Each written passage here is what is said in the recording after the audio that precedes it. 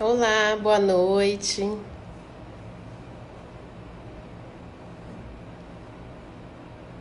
Olá, boa noite a todos. Oi, Elisa, Rafa. Boa noite, Roberta, beijo. Espera um pouquinho, daqui a pouquinho a Mariana entra. Giovana.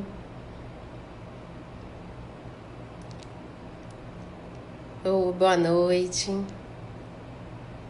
Paulo César, Patrícia, Anne. A Mariana entrou. Peraí. Deixa ela vai pedir aqui.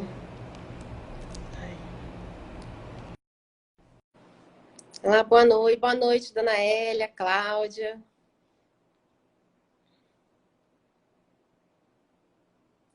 Olá, Olá, tudo bem? Bo- tudo bem? Boa noite. Desculpa a demora porque não estava Não, entrando. não, também acabei de entrar. Então, boa noite a todos e todos. Para quem não me conhece, eu sou Cecília Carvalho, sou cardiologista e especialista em cardiologia adulta e cardiologia pediátrica, sou formada há 23 anos. E hoje eu tenho como minha convidada Mariana Balieiro, né, que é nutricionista, chefe de cozinha. Nós já fizemos a live anterior, não sei se todos viram, que foram sobre os 5 pilares da alimentação dos alimentos para prevenir o infarto. E ficaram muitas perguntas que não foram respondidas na live, nós ficamos de complementar com essa live hoje, né, Mariana? Isso E, aí. e durante a semana, nós deixamos lá a caixinha de perguntas e foram enviadas várias perguntas. Nós vamos tentar responder hoje. Escolhemos algumas se repetiram. E vocês Uhum. também, mais no final, a gente vai tentar responder outras perguntas também. Quer se Tá apresentar, ótimo. falar mais alguma coisa? Se apresentar. Eu sou Mariana, né? A Cecília já falou, nutricionista, fiz gastronomia também. E tô aqui para a gente poder conversar sobre os alimentos, né? Quais são os alimentos que são importantes para a saúde do coração. E principalmente agora a gente conversar sobre as nossas atitudes em relação à quarentena, né, Cecília? Não, isso. E porque a gente sabe que a principal causa de morte prematura é a doença cardiovascular. E pode ser prevenida, a prevenção a partir da alimentação saudável, do exercício físico, que vão evitar os principais fatores de risco. Com a alimentação, a gente pode evitar o diabetes, o colesterol elevado, controlar a pressão arterial, a dislipidemia, que tudo isso vai evitar. Então, vamos às perguntas, Mariana? Vamos, as Então, perguntas vamos que lá. ficaram lá da última live. Vamos lá, vamos Então, responder. uma das coisas que começaram a perguntar é se pode cozinhar no lugar do azeite de oliva, usar os óleos de canola, girassol, milho, se são mais saudáveis ou se dá preferência ao azeite.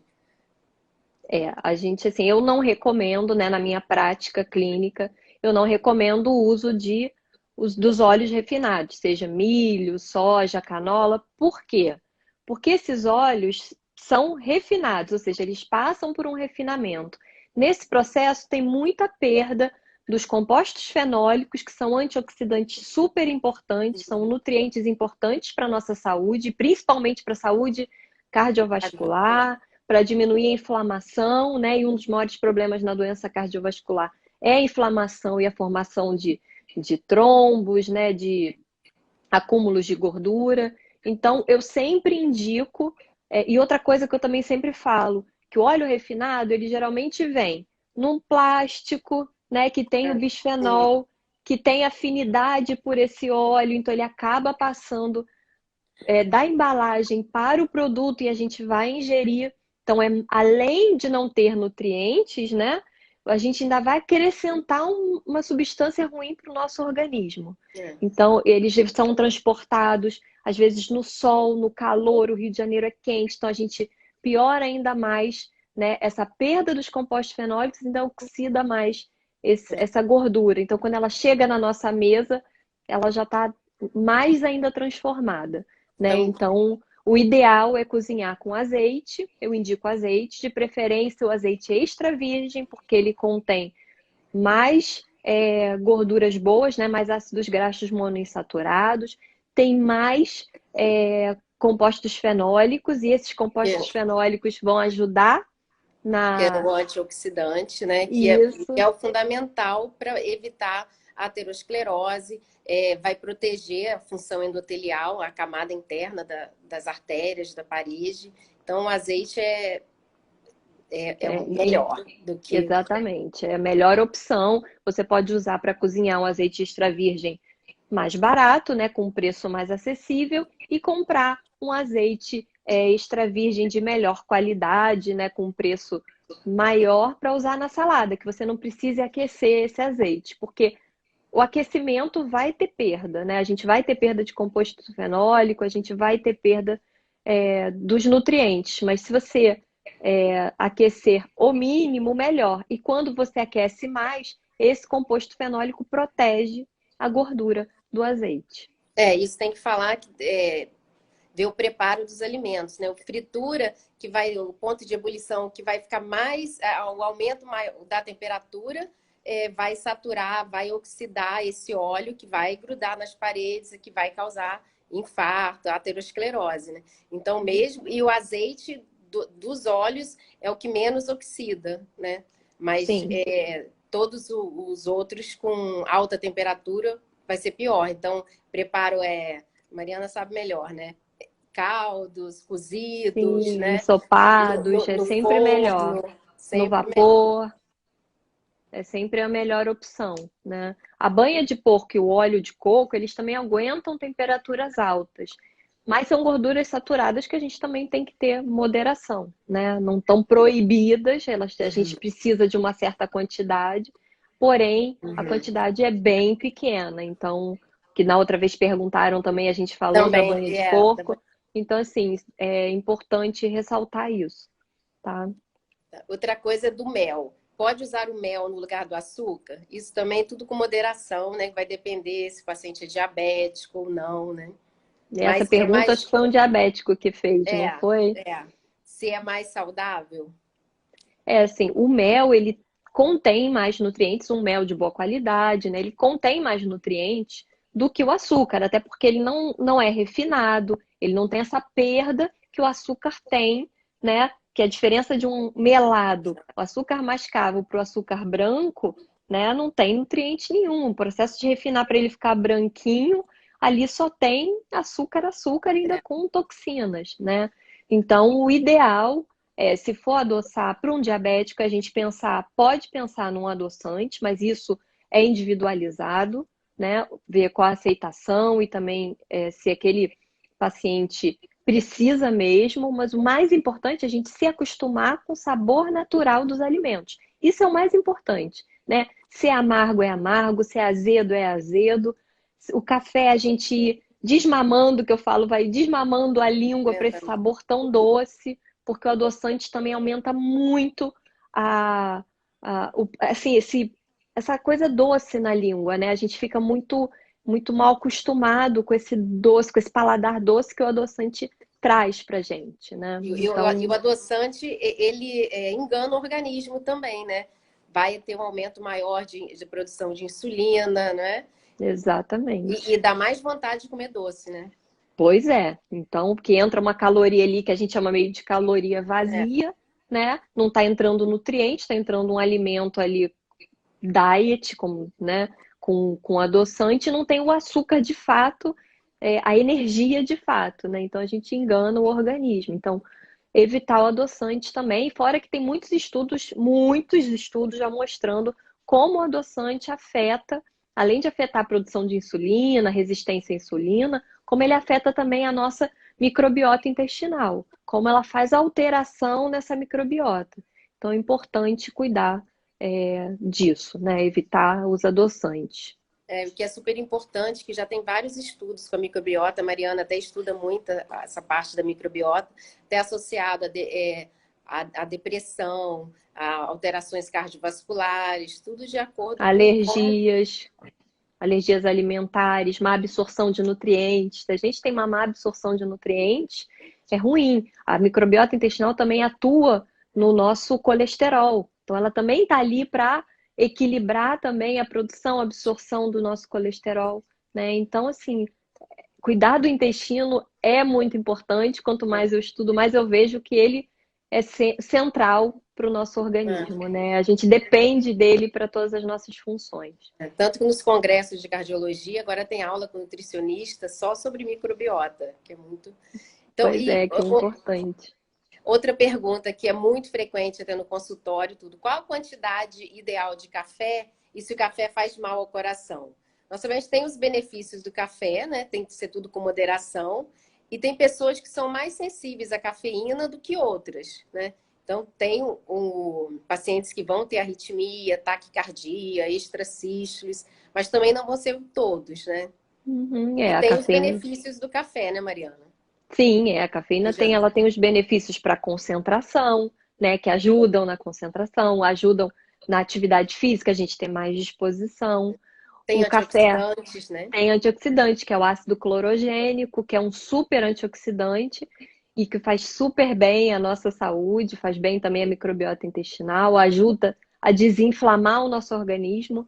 Mas, como sempre, o equilíbrio é tudo, né, Cecília? Então, é saber a quantidade, o que a sociedade recomenda são de 3 a 4 xícaras ao dia, né? É importante lembrar que o café coado e o café expresso, dependendo até, o café coado tem mais cafeína que o café expresso. Por quê? Porque a cafeína ela é liberada com a água. Se a gente tem mais quantidade de água nesse café, a gente tem uma liberação, e mais tempo que esse café fica em contato com essa água, a gente tem uma maior liberação da cafeína. Então, não faz diferença assim na quantidade, claro, mas entre o café expresso e o café coado, a gente não vai ter essa diferença específica na cafeína.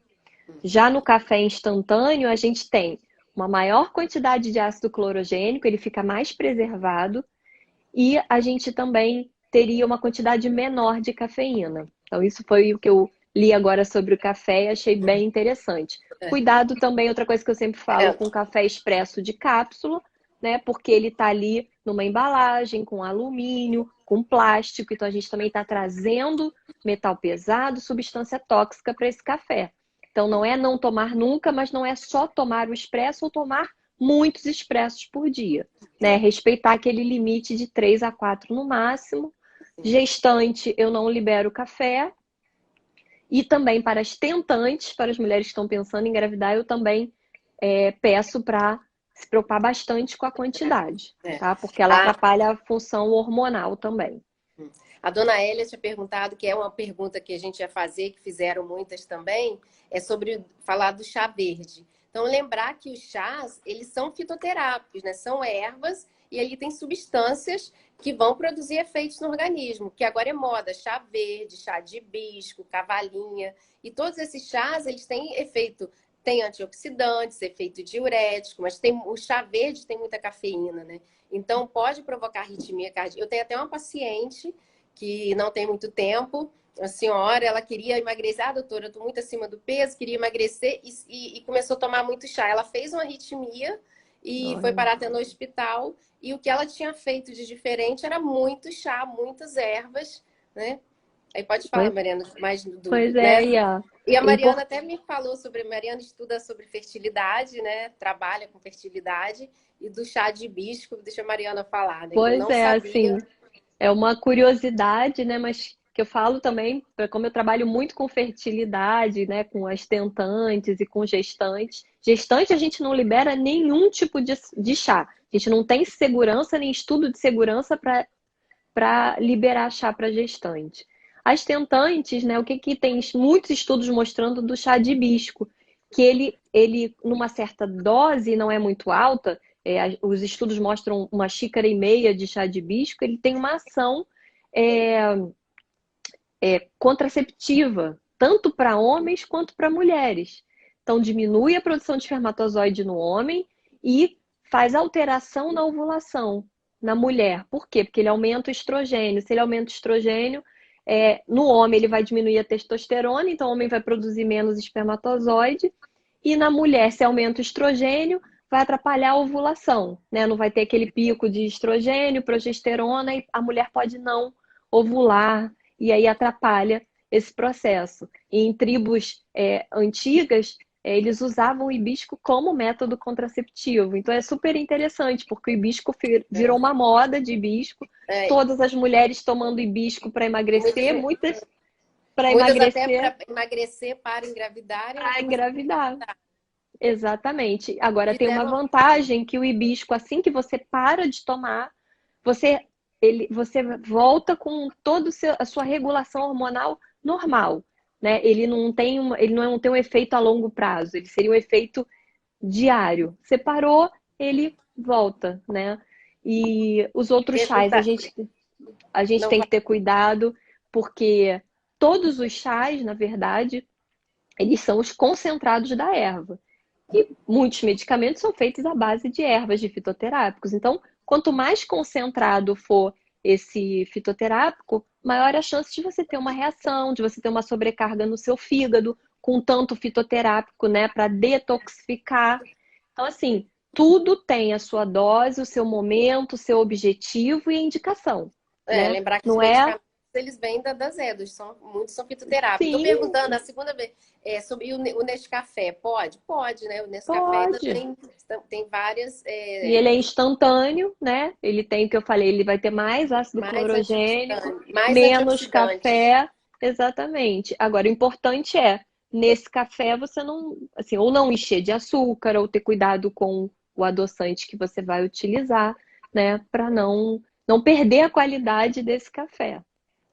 Já que está falando de chá também, que me perguntam muito e que perguntaram, são as mulheres na menopausa. Nós sabemos que aumenta o risco cardiovascular, porque diminui a produção do estrogênio.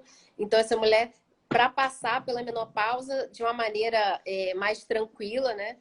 Tanto com o exercício físico, alimentação, e tem vários alimentos que sabemos que nem todas as mulheres podem usar, fazer reposição hormonal, né? Mas existem Sim, muitos alimentos que podem ser usados para amenizar a menopausa, né, Mariana? Quais são os mais. sim. Queria te perguntar, quais são esses alimentos que mais atuam? Pois é, conforme você falou, né, tudo é um É, contexto de hábitos bons, né? Essa mulher dormir bem, fazer atividade física, controlar o peso, se alimentar bem, porque não vai ser só o chá que vai ser milagroso para resolver esse problema da menopausa, até porque a menopausa ela é fisiológica, né? Ela vai acontecer. Só que a gente pode minimizar esses efeitos com uma boa alimentação, com alguns fitoterápicos, né? Com alimentos que a gente chama de fitoestrógenos, são estrogênios à base de planta. Então, a gente tem a chia, a linhaça, a própria soja. A soja eu indico mais a soja fermentada, tá? Porque ela é melhor, ela tá meio pré-digerida, ela é de mais fácil digestão.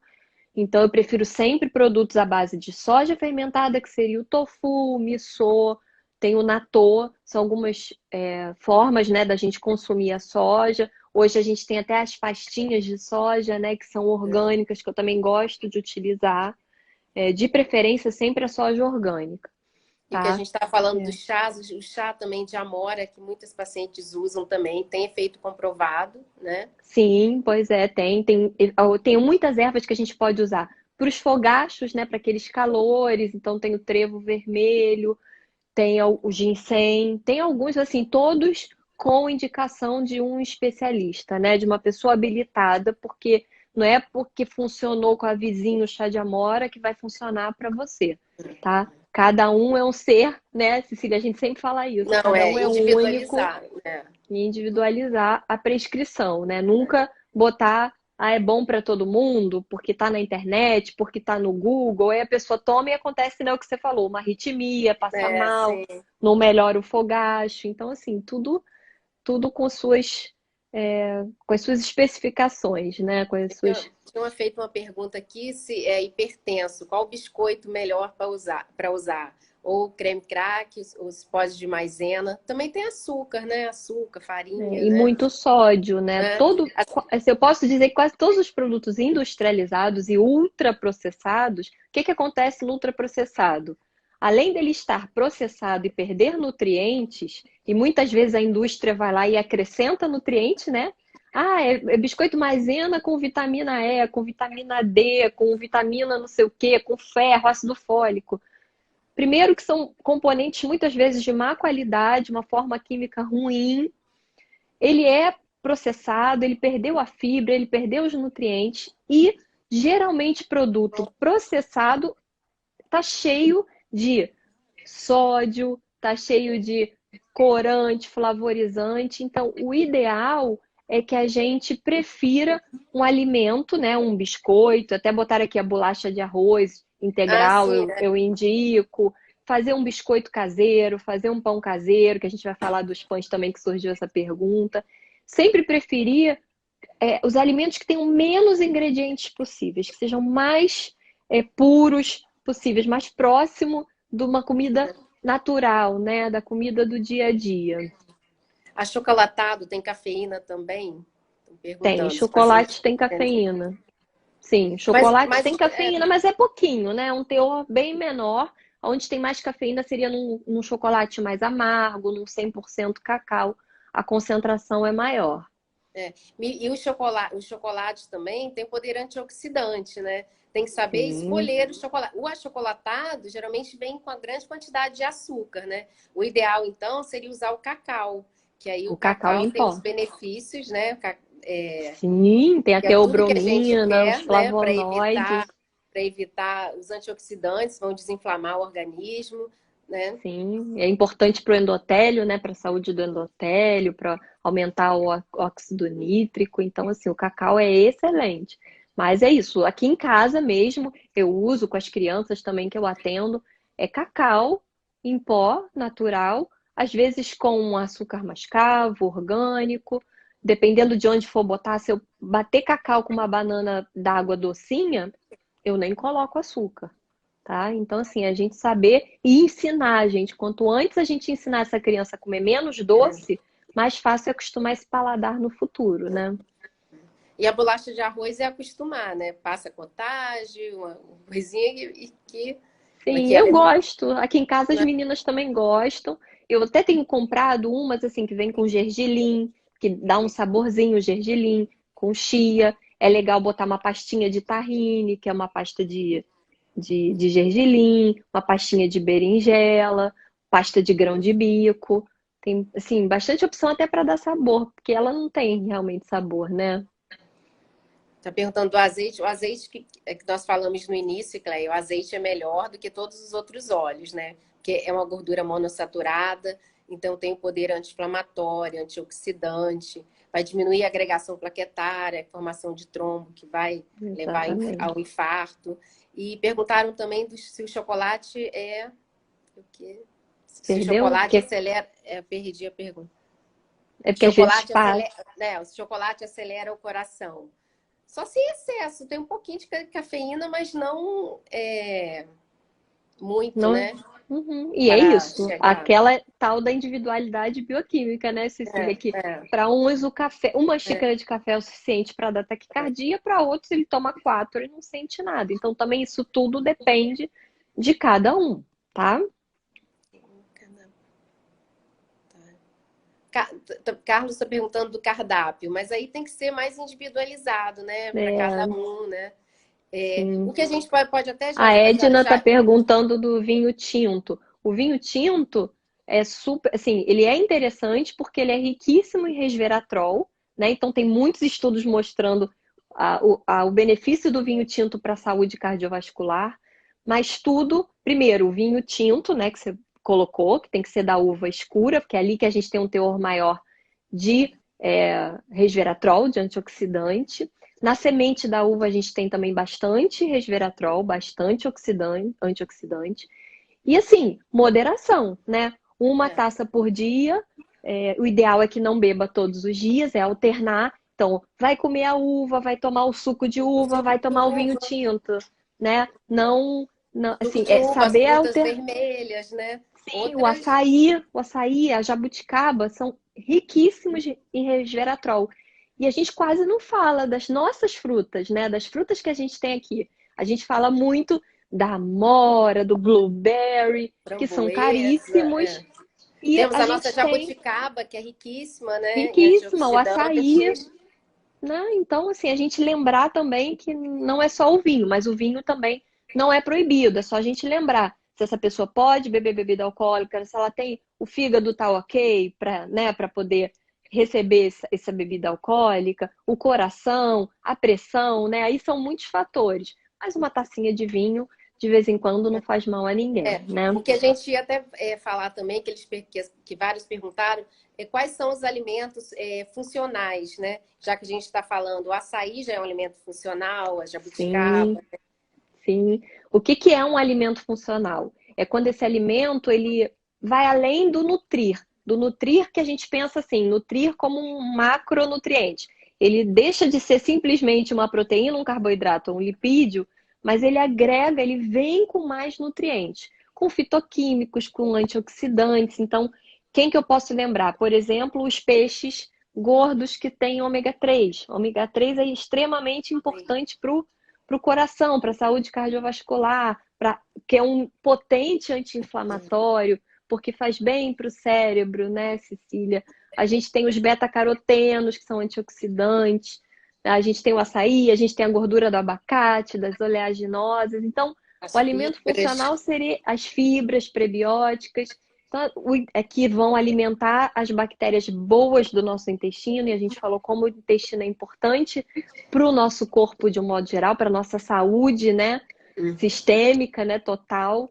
Então, o alimento funcional seria isso, a gente ter uma propriedade além e mais específica daquele alimento. O que tinham perguntado, então, e a Janique perguntou, qual para substituir a farinha de trigo. Isso é uma pergunta que nos fizeram para substituir o pão. Como poderia substituir o pão? A gente sempre indica as raízes, né?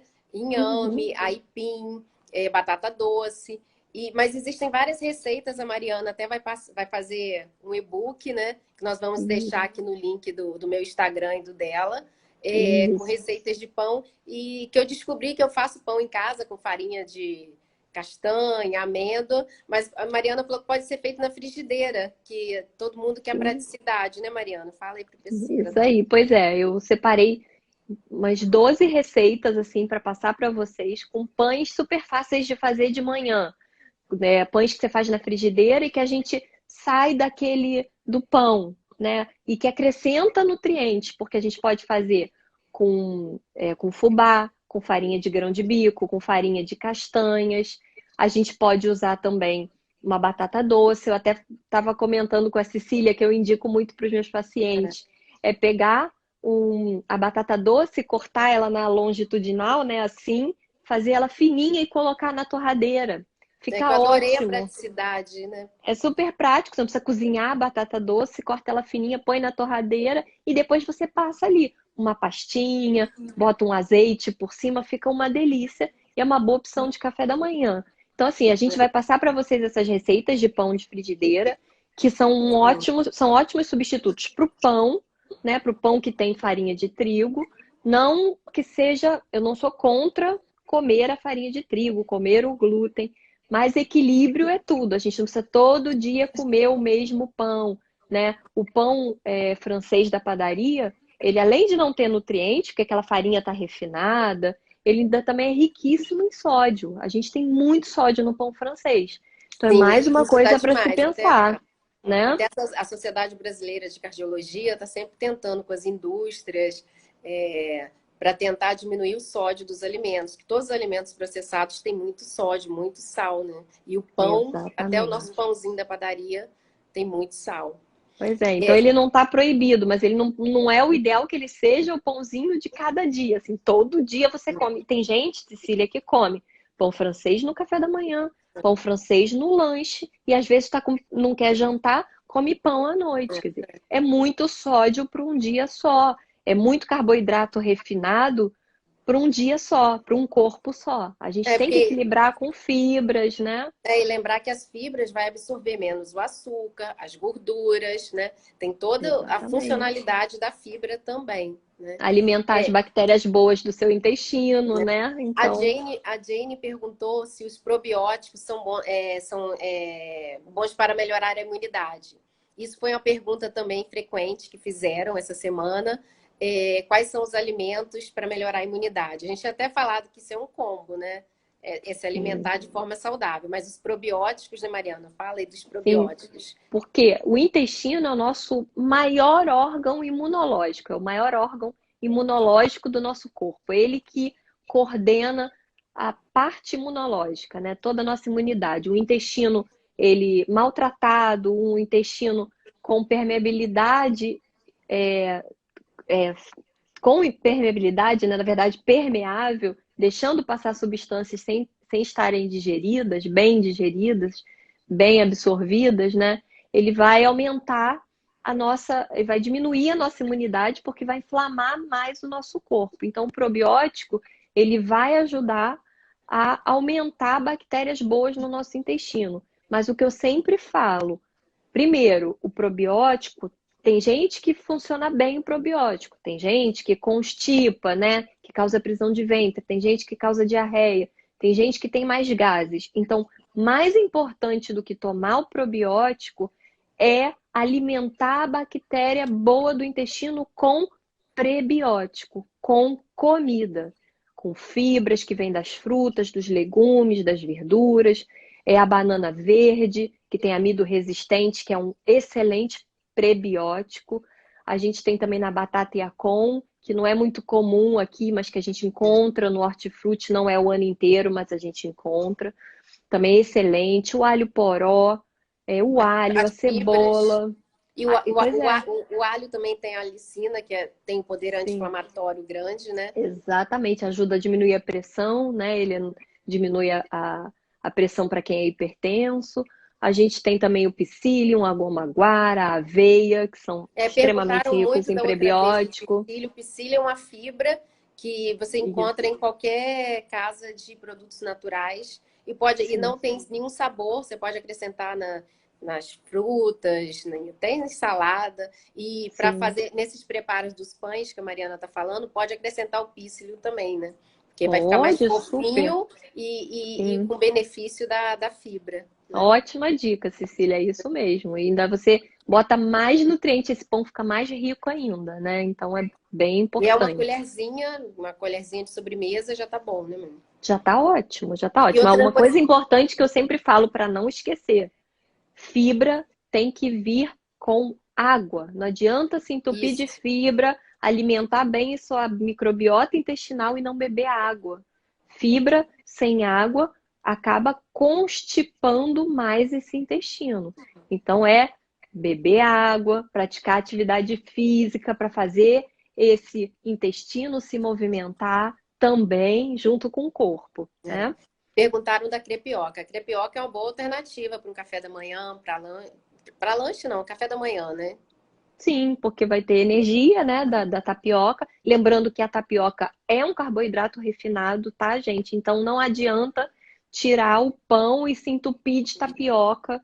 A É, crepioca ajuda porque ela vem com ovo, que tem gordura, que diminui a absorção desse carboidrato e ainda traz nutrientes, né? isso eu vejo muita confusão no consultório, que as pacientes também, e aquela tapioca também tem que ser fininha para vir com Uhum. pouca goma, né? E outra coisa que perguntaram, falando dos alimentos para imunidade, que está muito na moda os shots, né? De limão com as especiarias, com cúrcuma, açafrão, pimenta caiena. São todos produtos que, como a Mariana falou, são os alimentos funcionais, têm poder anti-inflamatório. Mas não que isso vá estar sendo assim divulgado como se isso fosse melhorar a imunidade, não vai ter coronavírus, né? Exatamente, assim, não existe um alimento milagroso, né? É, assim, é uma combinação de bons hábitos. Dormir bem, fazer atividade física, se alimentar bem, tentar controlar o estresse, ter momentos de relaxamento. Eu sei que agora na quarentena tá difícil, né? E a gente É. está muito sem rotina, mas é importante tentar manter algum nível de rotina, horário para dormir, horário para acordar. Isso tudo faz parte do nosso da regulação do nosso sistema imunológico, né? Sim, O manter shot vai rotina. ajudar? Vai, mas ele não vai sozinho fazer milagre. Ou você achar, opa, vou tomar o shot da imunidade, mas eu depois posso fazer o que eu quiser. Eu posso sair, eu não preciso lavar a mão, eu posso comer o que eu quiser, porque não existe esse alimento milagroso. E o bom é trocar também os componentes do seu shot, porque todo dia com o mesmo shot não é o ideal. Também o gengibre, o própolis, tem alguns alimentos que quando a gente com a cúrcuma, por exemplo, todo dia em muita quantidade, né, numa quantidade maior, a gente também mata a bactéria boa do nosso intestino, porque ele tem ação bactericida. Então é ter cuidado, porque Toda nem o que é quantidade, né? bom, exatamente, porque não é porque é bom que você tem que exagerar. É a mesma coisa para água. A água é bom, é ótimo, mas se você tomar água demais, além do que seu corpo precisa, você vai acabar depletando alguns nutrientes que vão sair pelo rim, né? Então é importante a gente ter o equilíbrio para tudo. O que até a dona Hélia, que tá na live também, tinha perguntado anteriormente se acima de 60 anos se pode usar o whey protein como suplemento. Pode, isso vai depender também, Mariana, tudo sempre que a gente fala aqui, tudo individualizado, né? Não tendo Sim, problema renal, pode ser usado. E hoje em dia, as pessoas, com a idade, a gente só vai perdendo massa muscular. Por isso que eu indico, todos os meus pacientes já chegam no consultório, já sabem, melhorar a alimentação e atividade física, né? Tanto a você é aeróbica, maravilhosa. tanto aeróbica, já sabe, doutora, eu vou ter que fazer exercício, vai. Porque a gente, tanto aeróbico quanto a musculação, e com envelhecimento cada vez mais, né? O ideal Sim. sempre, em todas as refeições, se possível, proteína, né, Mariana?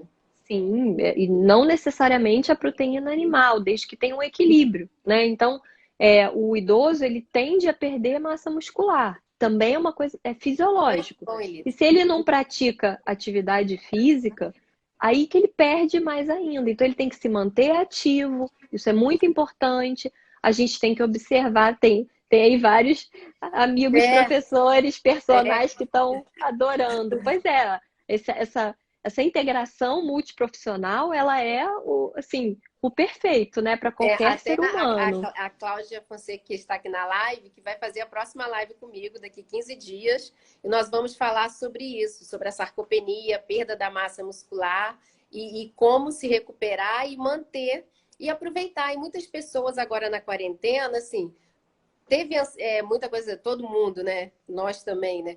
Controlar a ansiedade na quarentena, mas assim, muitas pessoas que não faziam exercício físico começaram a fazer exercício físico online. Então, a Cláudia mesmo dá muita aula online. Então, aproveitar, teve até esse tempo para poder se organizar e aproveitar para Sim, levar isso depois da quarentena, né? pois Tentar é. manter a atividade física, alimentação, todo mundo começou a se fazer a sua comida em casa, que isso depois também, na volta, isso também é uma pergunta, né? Como se readaptar para o novo normal, né? Que as pessoas agora estão cozinhando mais em casa, até o delivery também tem medo de pedir aquilo tudo por causa da contaminação. Como É isso. que, como Pois é, que isso é as pessoas podem importante. se organizar, Mariana, para poder tentar manter essa alimentação mais saudável? Pois é, então só para eu completar, que eu acho que eu não completei, do whey protein, ele é indicado Ah, é? sim, conforme você falou, né? Ele é indicado para idosos, ele é para qualquer faixa etária, desde que tenha necessidade. E a Sim. gente pode, eu vou atender essa pessoa, vou fazer um cálculo, né? Ver se a necessidade está tendo essa necessidade proteica, está tendo muita perda de massa muscular, não consegue comer na quantidade, se é um atleta, isso depende de cada pessoa. E o tipo de whey, né? Dependendo da pessoa, pode ser um whey protein animal, um whey protein vegetal. Para uma gestante, eu vou indicar sempre um whey protein, se necessário, sem corante, sem adoçante, é um whey puro. Então, assim, tudo é muito individualizado. Mas sim, a gente pode usar o whey protein e sempre se preocupar com a qualidade desse whey, tá? Porque tem Uhum. whey também que não tem a quantidade de proteína que está escrito, não é de boa qualidade, então sempre observar isso, tá? Maria Helena estava perguntando se existe uma alimentação mais específica para o hipotiroidismo.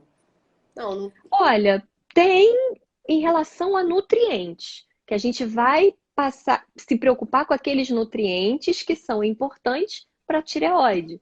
O iodo, o zinco, o ferro, o magnésio. A gente tem muitos nutrientes que trabalham também na ação, né, com ação na tireoide, o cálcio, a vitamina D. Mas assim, específico não, existe uma alimentação específica para você, com as suas questões, com o seu metabolismo, né? E a Sônia está perguntando se existe algum alimento ou bebida que ajuda a baixar a pressão arterial. A melhor dieta é uma dieta variada, que é a dieta do Mediterrâneo. Que é tudo que a gente já falou até na outra live, que são as gorduras do azeite, as gorduras monoinsaturadas, do azeite, do Das abacate, das castanhas, castanhas. Então, são as gorduras boas, dos peixes. legumes, verduras. Essa alimentação já está provado que as pessoas têm uma redução do nível da pressão arterial, diminui a síndrome metabólica, que é a pressão elevada, triglicerídeo elevado, a glicose elevada. Então, é a melhor Sim. dieta. Sim, é uma ótima opção. E também ela é pobre em carboidratos refinados também, né? O que é outra coisa que ajuda bastante no Ah, colesterol, no diabetes, porque as pessoas pensam que colesterol só aumenta porque a gente come muita gordura ou fritura. E não, o fato de comer muito açúcar, muito doce, um carboidrato refinado, também vai causar aumento de colesterol, né? No triglicerídeo principalmente. A gente falou isso até na outra sim, live, né? triglicerídeo principalmente. E o paciente melhora muito quando tem o triglicerídeo elevado, responde muito bem à atividade física e à redução dos carboidratos, principalmente os refinados, né? Exatamente. A A Edna está Edna, perguntando se semente de girassol e de abóbora são boas também. São ótimas, né? são maravilhosas, extremamente nutritivas, são ricas em vitamina E, fibras e são ricas em gorduras boas. Então é sempre bom usar as sementes nos alimentos. Eu indico bastante no café da manhã, indico na salada. Eu gosto até de fazer essas sementes com especiarias, que a gente está colocando nutrientes. Então pode botar alecrim, pimenta, cúrcuma, e botar no forno com azeite e comer como um belisquete é uma Pode, ótima pode opção. ser uma alternativa para o lanche, né? Pode Né? botar por cima da salada. Tem gente que ama o crocante, que precisa ter aquele croque-croque. Eu Então, uma adoro boa opção. salada com semente de girassol. E tem vitamina E, que é riquíssimo, né? Sim, pois é, que é um antioxidante maravilhoso para as mulheres, então ele é super importante também para a função hormonal, né? Então, até falando de mulher, a gente tem que lembrar que a nossa próxima live vai ser sobre saúde Ah, da mulher e doenças do coração, né? A gente vai falar especificamente para as mulheres isso. na menopausa. Então, fiquem atentos que a gente vai avisar É. aqui. Vai ser bem legal, né, Cecília? E vai sim. E perguntaram também, a Patrícia já tinha feito essa pergunta, se a dieta low carb se é boa a dieta low carb. Ó, depende do low carb, depende da pessoa. Porque tem low carb que é low carb, assim, 5% de carboidrato, 10%. Isso não é o ideal, né? Isso dá Então, uma assim, irritabilidade muito pois grande. é, E e o muitas carboidrato vezes, é energia, né? Também sim, tirar muitas vezes totalmente. causa compulsão alimentar, né? Com essa baixa excessiva do carboidrato, porque a gente precisa desse carboidrato, até para o cérebro, né? O cérebro precisa desse carboidrato.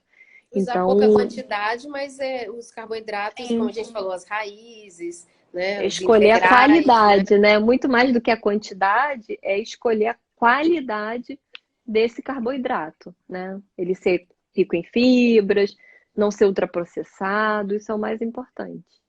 E outra coisa que perguntaram é que sempre gera polêmica do ovo. O ovo pode, não pode, qual a quantidade, né? O ovo tem os benefícios, né? E vai depender também individualizado, né, Mariana? Se o paciente é diabético, se tem um colesterol muito elevado. Mas, no geral, pode o ovo, pode até diariamente. Pelas diretrizes brasileiras de prevenção cardiovascular, está autorizado um ovo por dia.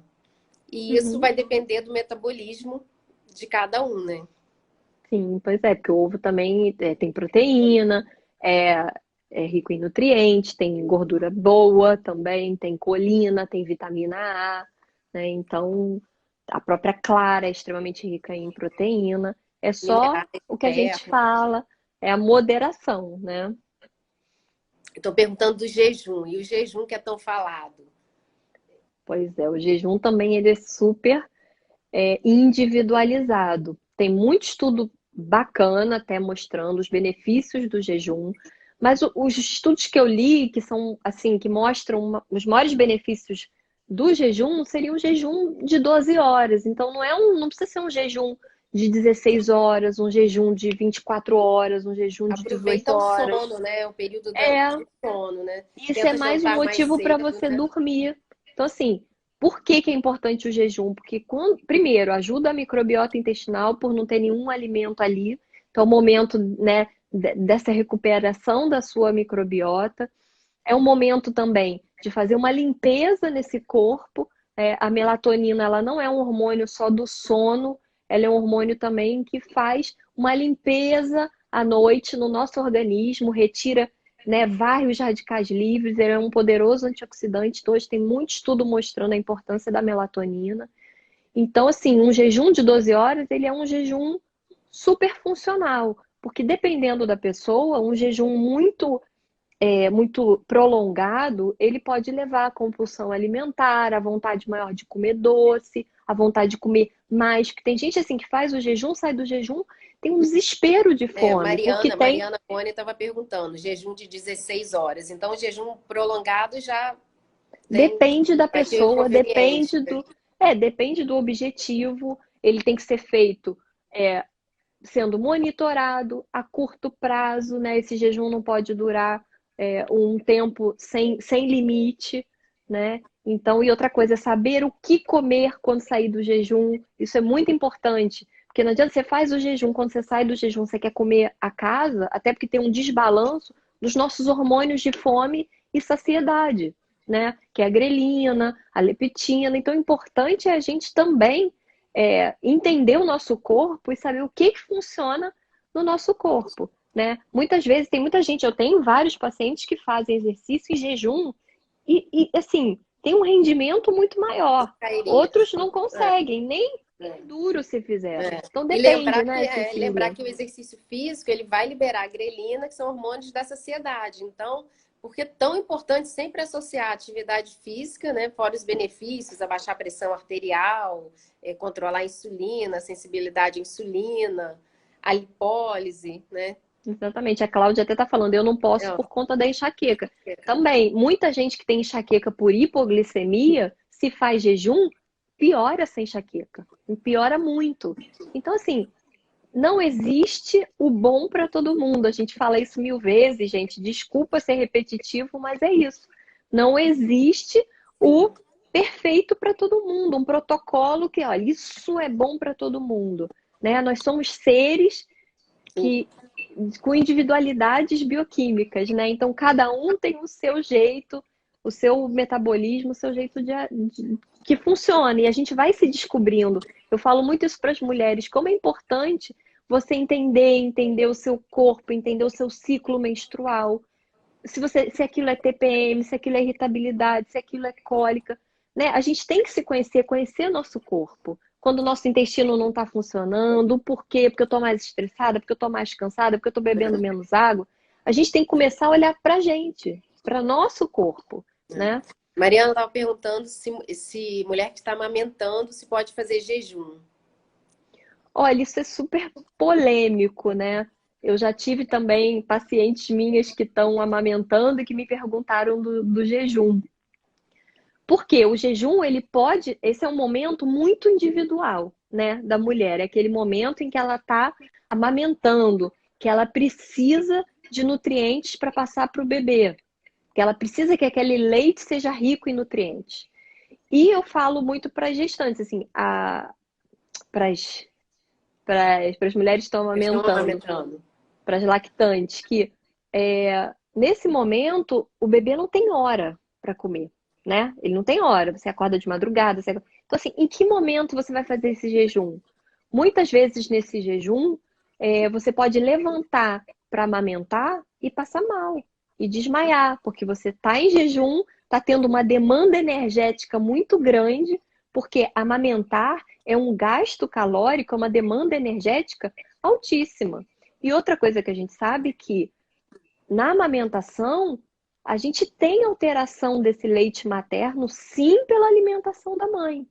A gente pode ter deficiência de alguns nutrientes, a gente pode ter aquele leite com um pouco mais de gordura e com menos gordura. Então, eu acho que não é o momento para o jejum. Não é o momento, né? Eu acho que sim, é o momento de você focar no bebê, na saúde do bebê e na sua saúde, porque muitas vezes o corpo vai tirar de você, né, dessa lactante, Sim. para passar para o bebê, porque esse leite precisa ter os nutrientes. Então, assim, é muito importante a gente, nesse momento, acho que não é momento de nada diferente. É o momento de você cuidar de você, você precisa de nutrientes, você está dormindo pouco, você está cansada, e você ainda quer fazer jejum, eu não vejo isso como uma coisa importante nesse momento, O tá? ide... É o que ela falou, cada coisa em seu tempo. Isso aí, é, Ângela, é isso mesmo. o ideal seria nem sempre dar, nem todas as gravidezes nós sabemos que são planejadas, é tentar melhorar a alimentação, atividade física, é, ver os níveis de colesterol, de glicose, tudo pré-gravidez, né? Porque depois também, Exatamente. se tiver, às vezes eu te recebo muitas pacientes no consultório que já estão grávidas e quando vê chega com colesterol muito elevado, glicose, assim, a gente não pode fazer medicação. Então, Pois tudo é. E tem o próprio processo fisiológico, né, Cecília, no momento da gestação. Tem alteração hormonal, alteração de colesterol, que é fisiológico. E aí, como é que a gente vai consertar isso na gravidez? Assim, é muito difícil. Como uma gestante que chega para você para emagrecer com sobrepeso, assim, é difícil, né? É uma detoxificação, onde a gente perde muitas toxinas. Essas toxinas, será que elas vão para o bebê? A gente não sabe, né? Então, é é, complicado. Mariana, como que as pessoas, qual a dica que você dá para as pessoas para essa volta ao trabalho, da alimentação? Como que poderia ser assim, uma coisa mais fácil para tentar manter uma qualidade na alimentação? Olha, o que é importante é a gente aproveitar esse momento que a gente está em casa e tentar fazer uma programação, né? Faz comida, aproveita para levar a comida de casa, levar seu almoço, levar seus lanchinhos, né? Então, assim, fazer sua comida. Você vai fazer um feijão? Faz logo 1 quilo, congela. Vai fazer um arroz? Faz vários. Faz, né, faz uma quantidade maior, que você tem um trabalho só e você vai congelando em quantidades menores, em potinhos menores. De preferência, potes de vidro para não ter o bisfenol, para não ter o plástico, né? Ir se programando, aproveita esse tempo para fazer uma programação do futuro, do que vem pela frente. Aí você já vai ter armazenado, quem tem espaço lá para guardar os seus alimentos, e você vai tirando e vai levando. E aí você só faz no dia a dia uma saladinha para levar, né, uma coisa ou outra, mas fica, se você tiver uma organização, uma programação, facilita muito. E você aproveita esse hábito bom que você adquiriu, que muita gente adquiriu esse hábito É, agora, né? De cozinhar, de preparar o próprio alimento, de procurar receita na internet, de olhar mais para si, de olhar mais para o seu corpo, de olhar para dentro, né? De pensar o que que eu quero para o meu futuro, o que que eu vou querer para frente. Então, acho que foi um stop do planeta para a gente foi até parar bom para e se acordar. observar, né? Dá aquela dica também, já que você falou do feijão, para deixar o feijão, porque muitas pessoas têm intolerância, têm mais gases, quem tem refluxo, não se sente bem com feijão. Deixar o feijão de molho, né, antes de cozinhar. E a Mariana, que eu Sim. aprendi com ela agora, colocar vinagre, né, que vai Ou ajudar limão, né? nesse Ou tem que molho. botar um meio ácido para a gente ajudar no processo digestivo, na liberação do fitato. O fitato é uma substância que está contida nos grãos, ela é uma substância natural que tem nos grãos. Ela serve até como defesa desses grãos contra pragas, né? Só que também ele acaba atrapalhando a absorção dos nutrientes que tem no feijão, no ferro, né? Então o importante é deixar de molho, de preferência, no mínimo no mínimo 12 horas e trocar essa água, tá? Na hora, troca essa água, por exemplo, bota 5 horas da tarde, às 7 você troca e depois você tira essa água, bota outra água com vinagre e deixa até o dia seguinte de manhã. De manhã você troca, coloca a água de novo e aí você depois cozinha, joga essa água fora e coloca para cozinhar. E você vai ver que o feijão cozinha muito mais rápido, é muito melhor. A Simone está perguntando do bicarbonato de sódio no feijão, de molho. O Sim. bicarbonato, ele não é um ácido, ele é uma base. Então, Então, ele não teria essa função, pelo menos eu não conheço, tá? Se eu posso até falar uma besteira para você aqui, mas eu não conheço. Eu só conheço essa liberação de fitato e essa melhora da digestibilidade com meios ácidos, ok? a Jane tinha perguntado se é melhor usar o leite desnatado. Olha, aí também tudo depende do objetivo, porque no leite desnatado a gente tem uma diminuição da gordura, óbvio, né? E das vitaminas lipossolúveis que tem nesse leite, né? Então a gente tem ali vitamina A, vitamina D. No leite desnatado a gente vai ter perda desses nutrientes. Então depende do seu objetivo. Se é para diminuir gordura, a ingestão de gordura, eu indico assim, pode ser o semi-desnatado, que a gente está no meio do caminho, mas depende do seu objetivo. E os leites em pó, desnatado em pó, tem diferença pro de... Não, no leite em pó, geralmente, eles vão adicionar algum nutriente que esteja faltando. Até nos leites vegetais, por exemplo, hoje a gente não tem mais problema com leite vegetal porque não tem cálcio, porque os industrializados, eles geralmente adicionam cálcio, vitamina D. Então, assim, industrializado vai ter adição da vitamina que foi tirada, né? Eles acabam compensando. Mário, nosso tempo está quase acabando. Daqui a pouco Então, o passa muito Instagram, rápido. o Instagram vai cortar. Gente. Melhora o leite em pó? A Regina está perguntando se é melhor o leite em pó. Melhor, não. Eu não vejo Indiferente? diferença em termos de nutriente. Não vejo. Se tivesse que tomar leite, eu ainda prefiro que seja um leite de boa qualidade, um leite orgânico. É sempre melhor um leite do tipo A, aqueles que vêm em garrafa de vidro, eles são de melhor qualidade, tá?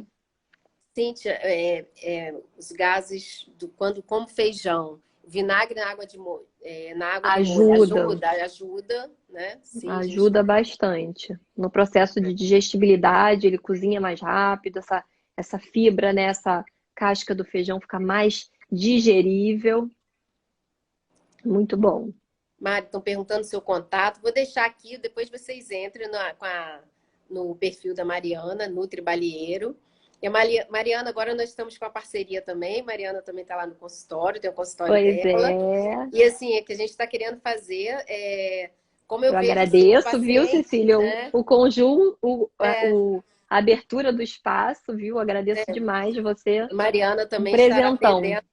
atendendo lá no consultório os pacientes que quiserem, que assim, a gente acha muito importante, não só eu como cardiologista, mas faz parte. Se o meu paciente não tiver uma boa alimentação, uma atividade física, eu não vou conseguir todos os benefícios, né? Então, faremos Exatamente. novas lives. Então, se quiserem, Sim. A então, próxima é menopausa e saúde da mulher, não percam, viu? Várias dicas muito boas para esse período, para essa fase. Não é, Cecília? isso mesmo. Então, até a próxima live. Obrigada a todos que nos Muito assistiram, obrigada, tá? Muito gente. obrigada. Beijo em todos. Boa noite. Boa Tchau. noite. Tchau, Boa tchau. noite, Mari. Obrigada. Boa Tchau. noite, obrigada.